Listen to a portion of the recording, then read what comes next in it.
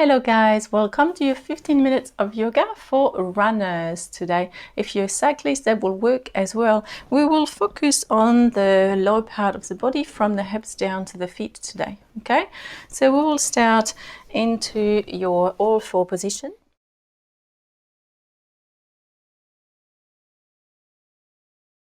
And we'll just start very gently with a few cat-cow. So in yoga, as always, we'll breathe in and out through the nose. So just start to control your breath. On your inhalation, drop the belly, the chest, and look up. And on your exhalation, just fully rounding like a cat. Again, we'll do this 4 more times. Inhale, drop the belly, the chest, look up. And then exhale, just fully round. And make sure your fingers are nicely spread so you have a strong base underneath the hands. Inhale up. And then exhale. Again, inhale. And exhale. Last time. Inhale, lengthen fully. And exhale, lower.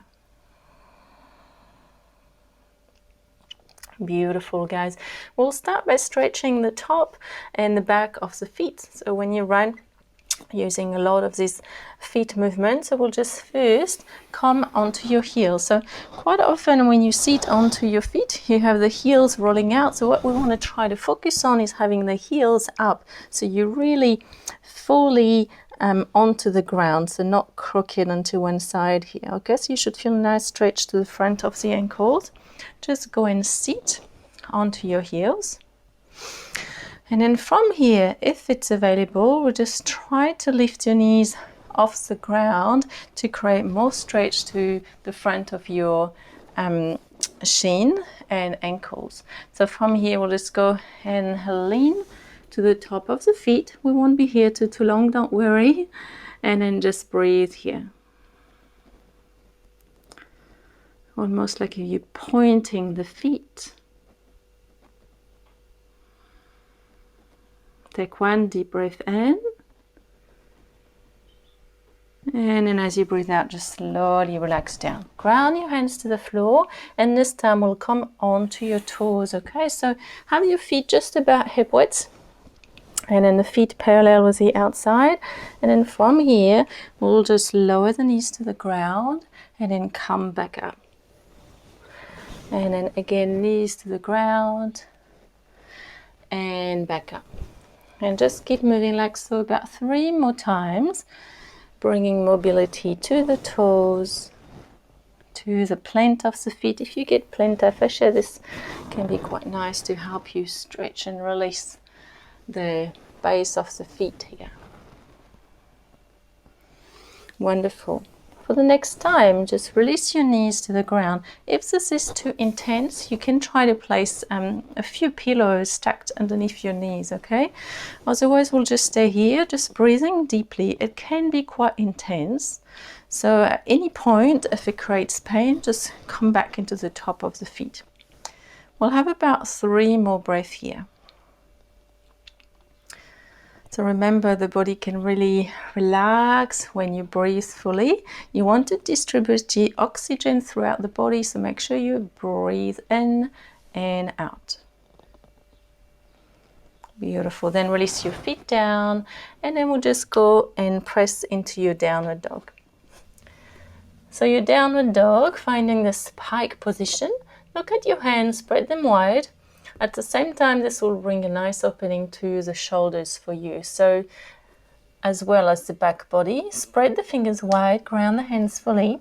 And then from here, feet parallel with the outside. And then you can bend the knees. If you're really tight, you can bend your knees. What you could try to do when you bend your knees, you can try to bring the belly towards your thighs while keeping the arms really straight. And then you can slowly bend one leg and the other.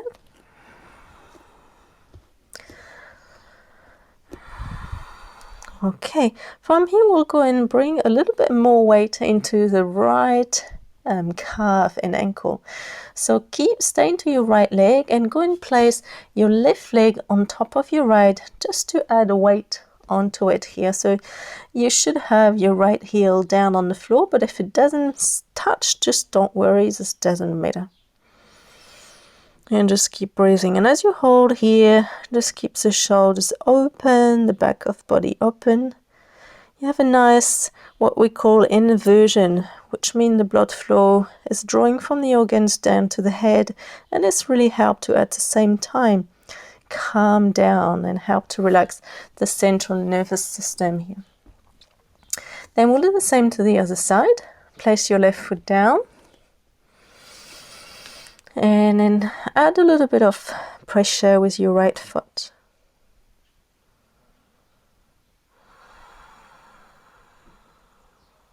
Great. Really trying to reach this left heel to the ground.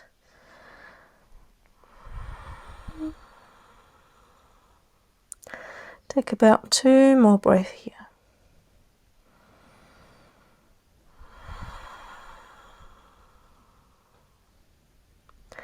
And then just come off, pressing both feet onto the ground here. From this, we're going to shift into the side of the feet here. So you have a downward dog, but from the side. And you should have a little bit more stretch to the side of the body. We won't be here too long, don't worry. If it starts to be a little bit challenging, through the shoulders. And then inhale, come up. And then do the same and to the other side. So you look underneath the left shoulder. Just a couple of breaths more in here. And then relax. Great. From here we'll just go and lean. And then we're going to step your right knee just behind your hand in between. And then we're going to do a little bit of movement from here. So I'm going to change side. From here, you're going to extend your left leg out so it's really active and long.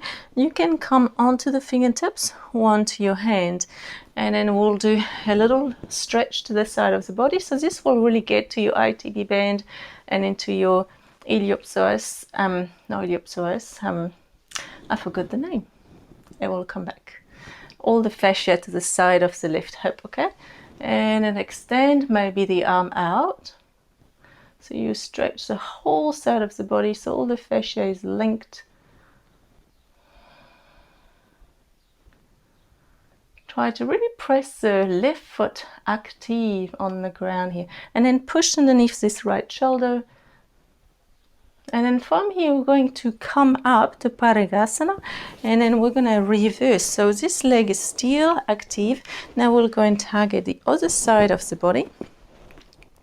From inhale, extend the arm up, and then bring the arm over. Wonderful. Try to keep the slight tuck under of the tailbone, just looking slightly up.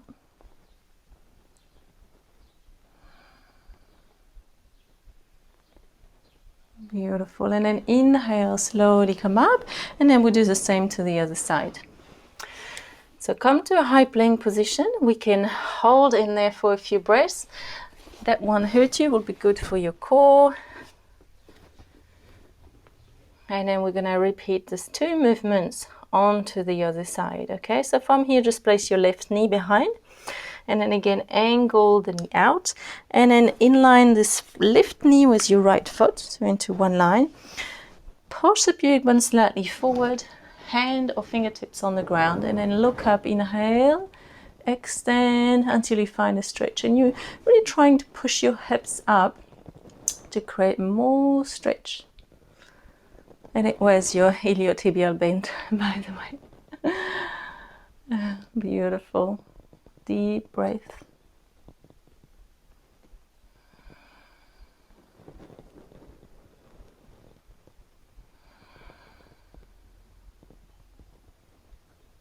Beautiful. Inhale, come up. Again, keep this right leg active. Place the foot active on the ground. And then inhale, lengthen. And just going to stretch the side of the body on the other side. Using the inhale to create more length, more space. The exhale to maybe release more.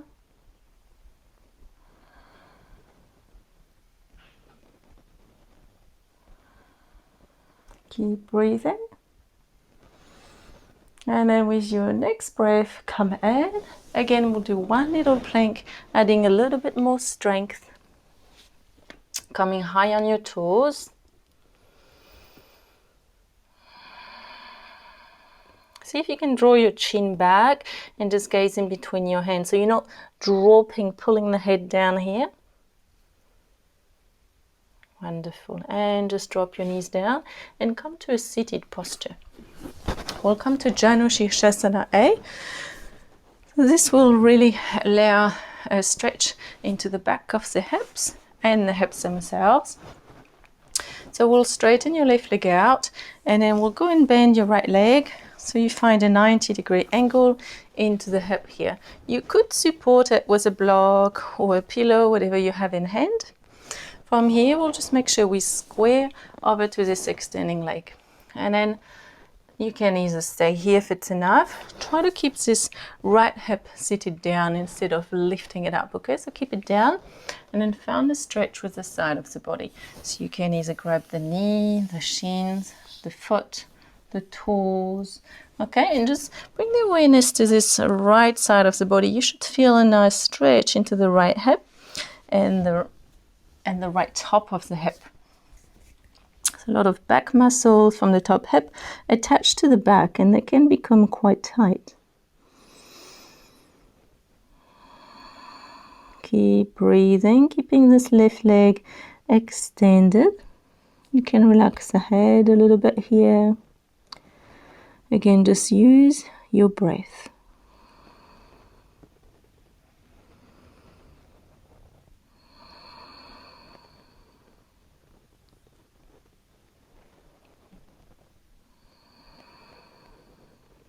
Beautiful.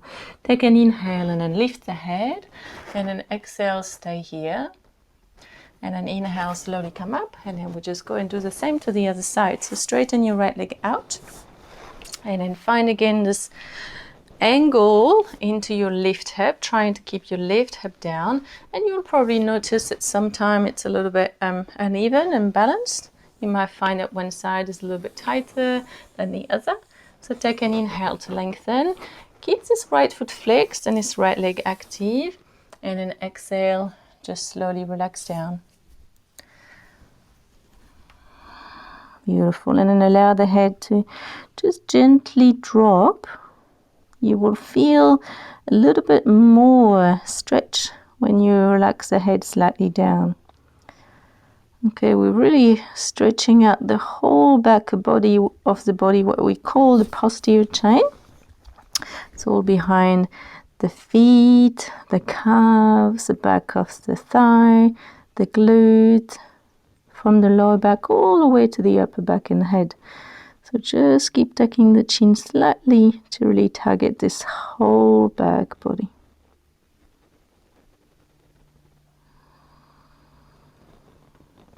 Great.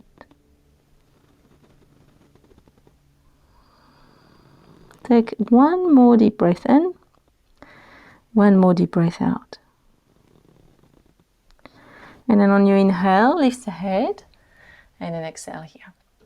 Beautiful. Inhale, slowly come up. We'll have one more posture to finish up here. We'll just lower down onto the floor for this one.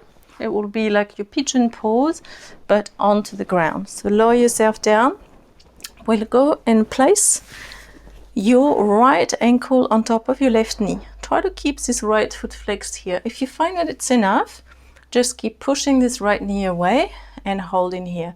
If it's available, raise this left knee up, and you can either stay here or you can grab behind your thigh or in front of your knee and just breathe into this position here. If you have any knee pain, just be very careful and just make sure this top foot is flexed. Now, if it's bad pain, you should know your own body. Just stay away from this position, and you can talk to the physiotherapist. Be very careful with knee. They really really hard to get right once they're injured. So make sure you don't push. Should feel a nice deep stretch into the right hip. And then we're going to do the same to the other side. Just control the way down. We'll place the right foot down and then flexing this left foot. Again, you can stay down or you can come halfway or all the way. If you have the grab of your leg here, try to draw the back of the shoulders down and keep the head really long.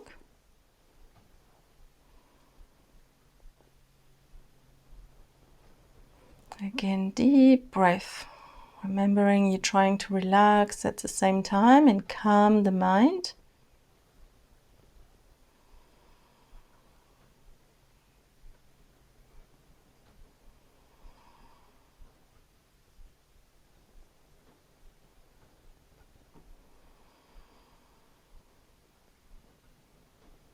Wonderful. And just relax down here.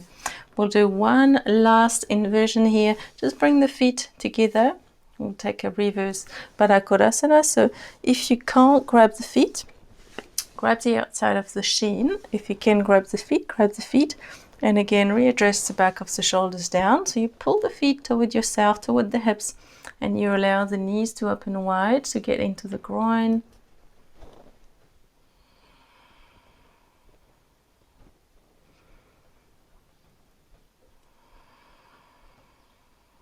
Wonderful. And you can either stay here or you can take it to happy baby. If you come to happy baby, we'll bring the ankles on top of your knees and you can just gently rock side to side.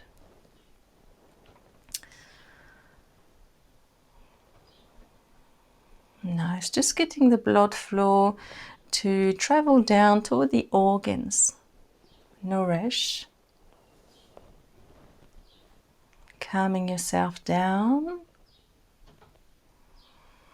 while at the same time bringing a nice release into the hips. So you do so much movement with your hips when you run and cycle. This is always a nice way to finish up here. Wonderful, guys. Beautiful. That's it for today. If you have the time, just come into your Shavasana by straightening your legs out like so and palms facing up to the ceiling. I will leave you here and thank you so much to have joined me on the mat. As always, drop me a little comment and let me know how it was, if you have any question, and I will see you next time on the mat. Namaste.